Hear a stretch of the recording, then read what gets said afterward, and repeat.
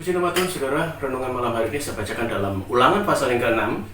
Ayat yang pertama mulai, inilah perintah, yakni ketetapan dan peraturan yang aku ajarkan kepadamu atas perintah Tuhan Allahmu untuk dilakukan di negeri kemana kamu pergi untuk mendudukinya.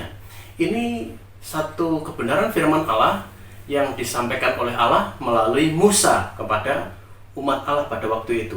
Ayat yang kedua, supaya seumur hidupmu engkau dan anak cucumu takut akan Tuhan. Takut akan Tuhan itu harus seumur hidup kita, bukan seumur jagung, tetapi seumur hidup kita.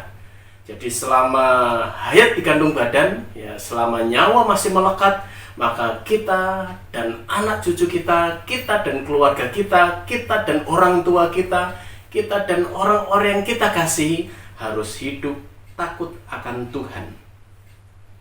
Takut akan Tuhan Allahmu dan berpegang pada segala ketetapan dan perintahnya yang kusampaikan kepadamu dan supaya lanjut umurmu. Jadi takut akan Tuhan disertai dengan hidup menurut firman Allah. Dan supaya lanjut umurmu. Lanjut umur ini tidak hanya berbicara soal kehidupan di dunia ini saja. Di zaman perjanjian lama, lawatan Allah juga melalui umur yang panjang. Tetapi semuanya memiliki makna rohani bahwa kita ini juga harus memiliki lanjut umur dalam kerajaan surga. Hidup dalam kekalan, bukan kematian yang kekal di neraka, tetapi kehidupan yang kekal di dalam kerajaan surga. Ayat yang ketiga, maka dengarlah hai orang Israel, lakukanlah itu dengan setia. Dengan setia.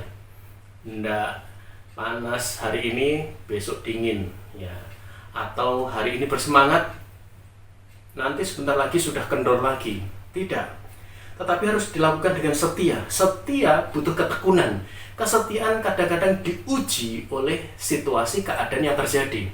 Kesetiaan seseorang kepada pasangannya, kesetiaan seorang suami kepada istri dan sebaliknya, kesetiaan seseorang kepada Tuhan itu kadang diuji oleh masalah, persoalan, ataupun juga oleh tragedi, peristiwa, sakit, penyakit yang datang. Dan disitulah akan ditemukan kualitas kesetiaan dari seseorang. Supaya baik keadaanmu, jadi orang yang setia akan dijamin oleh Tuhan. Dan supaya kamu menjadi sangat banyak seperti yang dijanjikan oleh Tuhan Allah nenek moyangmu kepadamu di suatu negeri yang berlimpah-limpah susu dan madunya. Janji Tuhan, Tuhan akan pelihara. Tuhan akan jamin kehidupan orang yang hidup takut dan setia kepada Tuhan. Ya. Ayat yang keempat, dengarlah hai orang Israel, Tuhan itu Allah kita. Tuhan itu esa. Tuhan kita esa. Ayat yang kelima, kasihilah Tuhan Allahmu dengan segenap hatimu. Ya. Kasihilah Tuhan Allahmu dengan segenap hatimu dan dengan segenap jiwamu dan dengan segenap kekuatanmu. Artinya totalitas. Ya. Jangan hanya pengen setia di dalam hati atau mengasihi Tuhan di dalam hati, tetapi perbuatannya, responnya, tindakannya tidak menunjukkan mengasihi Tuhan. Ya. Yang penting kan saya mengasihi dalam hati. Ya. Soal saya tidak ada waktu untuk baca Alkitab kan tidak apa-apa. Itu berarti sebenarnya tidak mengasihi Tuhan secara totalitas. Orang yang mengasihi Tuhan di dalam hatinya, di dalam perbuatannya, di dalam tindakannya, itu nyata. Semuanya akan kelihatan, ya, wujud dari mengasihi, ya, mengasihi Tuhan.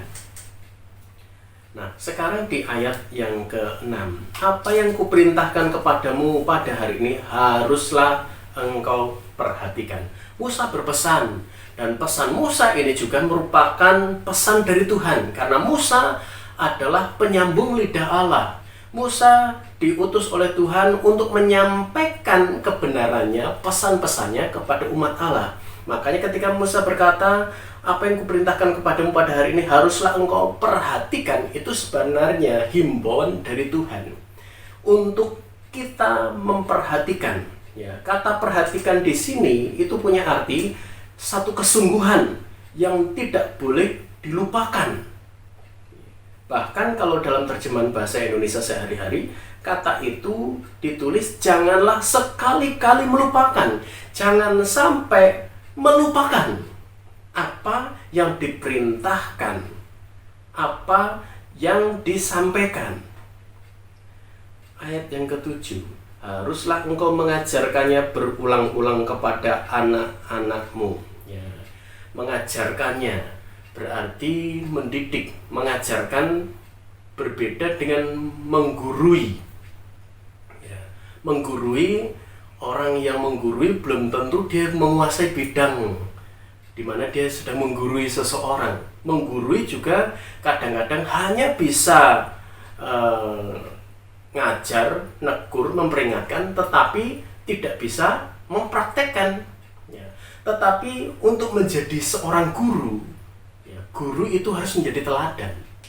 Jadi ketika kita mengajarkan berulang-ulang kepada anak-anak kita, kepada keluarga kita, bagi saudara sebagai orang tua, bapak ibu saudara sebagai orang tua, atau mengajarkan kepada saudara-saudara kita seiman, ya, maka sang pengajar harus juga melakukan. Jadi ngajar firman Allah, dirinya sendiri juga harus melakukan. Mengajarkan firman Allah, orang melakukan, kita yang mengajar juga harus melakukan, mempraktekkan. Apalagi mengajarkannya berulang-ulang, berarti kita juga harus menjadi teladan setiap saat, setiap waktu. Bukan hari ini bisa jadi teladan tentang kesabaran, di lain waktu kita orang yang temperamen. Itu berarti kita akan kesulitan ketika kita mengajarkan kebenaran firman Allah secara berulang-ulang. Ketika kita mulai berkomitmen untuk hidup dalam rancangan dan sesuai dengan kehendak Tuhan, maka kita harus siap juga, selain kita menjadi saksi, kita juga harus menjadi berkat. Artinya, selain kita bisa mengajarkan orang lain tentang kebenaran firman Allah, hidup kita ini juga harus bisa menjadi teladan, contoh, ya, dalam praktek kehidupan kita. Kemudian di dalam ayat selanjutnya, dan membicarakannya apabila engkau duduk di rumahmu, apabila engkau sedang dalam perjalanan, apabila engkau berbaring, dan apabila engkau bangun. Artinya apa? Di skala keadaan, di skala situasi. Ketika kita berdiri tegap baik-baik saja, ketika kita sedang dalam kelemahan, ketika kita berbaring, ini bukan hanya soal tidur, tetapi kita sedang mengalami kelemahan fisik yang tidak sehat, kita tetap harus membicarakan firman. Ketika kita sedang duduk itu berarti orang sedang merenung, atau orang ini sedang mengalami satu kesulitan yang membuat dia harus duduk merenungkan, ya, beban, masalah, persoalan. Tetapi di tengah-tengah situasi seperti itu pun kita diminta bicarakan firman. Artinya kalau kita bicarakan firman, justru ketika kita sedang menghadapi masalah, maka pada kenyataannya kita sedang mengimani firman. Contohnya, Daud ketika keadaan sedang terjepit, ya, Siklek terbakar, kemudian istri, anak-anak, dan penduduk yang ada ditawan oleh musuh. Daud bahkan mau dilempari oleh rakyatnya. Justru di tengah-tengah situasi seperti itu, Daud menguatkan kepercayaannya, menguatkan juga rakyatnya, pasukannya yang ada pada waktu itu, membangkitkan kekuatan. Padahal di sisi lain dia juga sedang mengalami tekanan batin yang hebat. Tetapi dengan dia memperkatakannya, bangkit kekuatannya. Ya, seperti itu hidup kita. Ya, ketika kita sedang dalam pergumulan, bukan berarti udah jangan ganggu saya sedang bergumul untuk masalah saya. Kadang-kadang Tuhan bawa kita kepada situasi, justru kita sedang mengalami kesulitan, Allah ingin kita jadi berkat di posisi yang seperti itu. Kita menjadi pribadi-pribadi yang menguatkan orang lain, padahal sebenarnya kita sendiri butuh dikuatkan.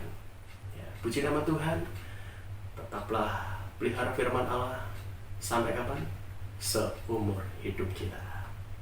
Kita dan keluarga kita dan orang-orang yang kita sayangi harus setia, harus takut akan Tuhan seumur hidup kita. Puji nama Tuhan. Tuhan memberkati.